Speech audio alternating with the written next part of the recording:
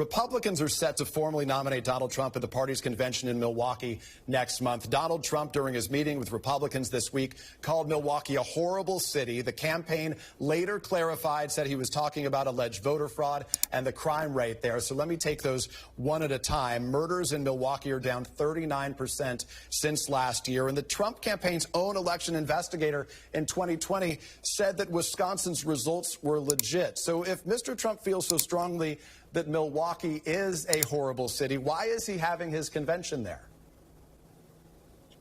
Well, two things. First of all, when you bring these comments up, please bring them in context. I'm glad that you mentioned what the campaign said afterwards, but I noticed that your network and a lot of the press are not doing that. With respect to Milwaukee, he was talking about allegations of voter fraud and also the crime rate. And I think it's important for people to understand your murder rate may be down, but that doesn't mean that violent crime, et cetera, are also lower. Those are two different pieces of crime. Obviously, murder is the most heinous of them all. Fine. Now, when it comes to the city of Milwaukee, the reason, let me finish now.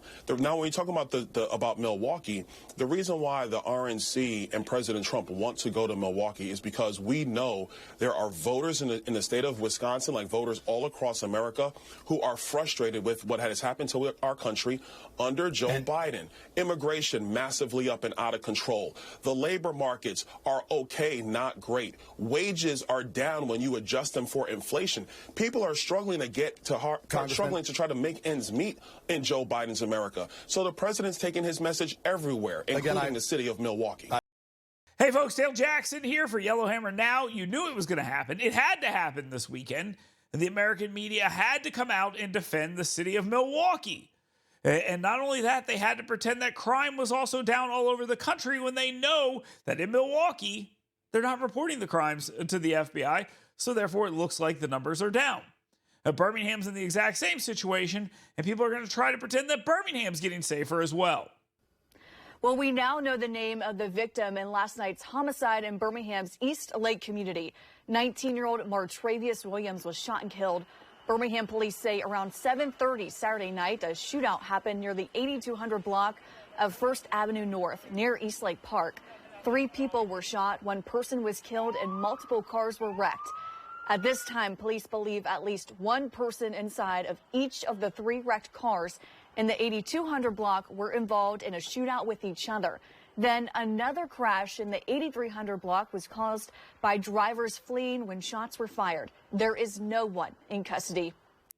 Oh, did I say they were going to pretend Birmingham is getting safer? Because even the clowns that run the city of Birmingham wouldn't dare try to make that argument. Instead, they pretty much acknowledge that crime is out of control there and they're not going to do anything about it. You still have people running that city that suggest letting more people out of jail will make the city safer. It's just absolute lunacy. All these cities that have these problems have something in common. They are run by Democrat mayors who don't actually want to do anything about crime. They're hoping it just goes away, or they can fail to report the numbers and they'll be absolutely fine. But they will not be absolutely fine.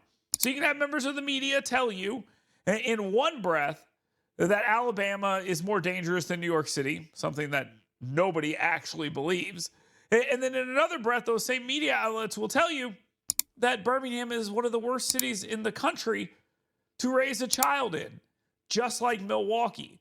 Until these mayors decide to get serious about crime, be it in Birmingham or Milwaukee, these problems are going to persist. And lying about them just because you want to make Donald Trump look bad is not going to change that.